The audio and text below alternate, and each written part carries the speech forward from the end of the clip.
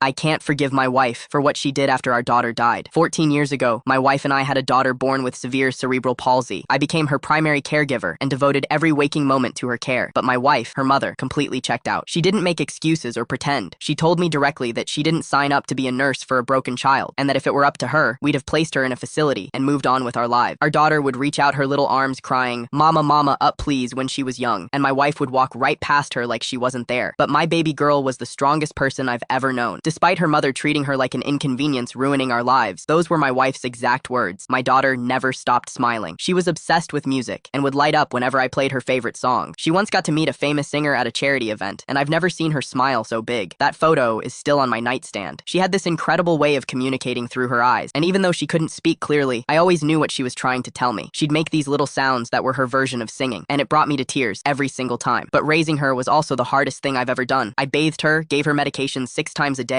and woke up every 2 hours at night to reposition her to prevent bed sores. My wife never helped. I developed severe carpal tunnel from lifting and positioning her constantly, but I taught myself adaptive techniques because my wife refused to learn. When I needed surgery on both wrists, the doctor said I needed 2 weeks of complete rest. I made it 3 days before I discharged myself because I couldn't trust my wife to keep our daughter alive. I spent the next month doing everything one-handed while my surgical wounds were still healing. During that time, I begged my wife to do just one thing: give our daughter her breathing treatment twice a day. She did it one time, then said she couldn't stand the sound of the machine, and that watching our daughter struggle to breathe made her uncomfortable. The most she ever did was occasionally bring food to our daughter's room, and she acted like she deserved a medal for it. I couldn't leave her because I was working from home to be with our daughter 24/7, and my income alone wouldn't cover separate households plus medical expenses. As our daughter got older, her needs intensified. By the end, she was on 9 different medications, needed oxygen support, and required round-the-clock monitoring. When she passed, we knew it was coming soon. I was holding her in her bed, singing her favorite song, and she took her last breath looking into my eyes. She was peaceful and comfortable. It destroyed me in ways I still can't fully process. The day after she died, my wife started talking about how she wanted to use our daughter's life insurance money to book an extended European vacation. The policy was under her name through her company, so she claimed the money was hers to decide. I told her we should use it for a proper memorial or donate it to cerebral palsy research, but she went ahead and booked it anyway. 6 weeks across Europe, all of it gone. She announced it at our daughter's funeral reception by showing her sister the itinerary on her phone, loudly saying she was finally going to get her life back and see the world like she'd planned before our daughter ruined everything. When I confronted her in front of everyone, she accused me of being controlling and said I was trying to guilt her for taking care of herself. She never helped care for our daughter. Then she spent every penny of the life insurance on herself. Worse, she convinced my parents to pay for our daughter's burial plot by telling them the life insurance didn't cover it, when in reality, she just didn't want to spend any of her money on it. I can't forgive this woman, and I'm trapped because I gave up my career advancement for 14 years to be a caregiver, and now I'm years behind professionally. I'm broken.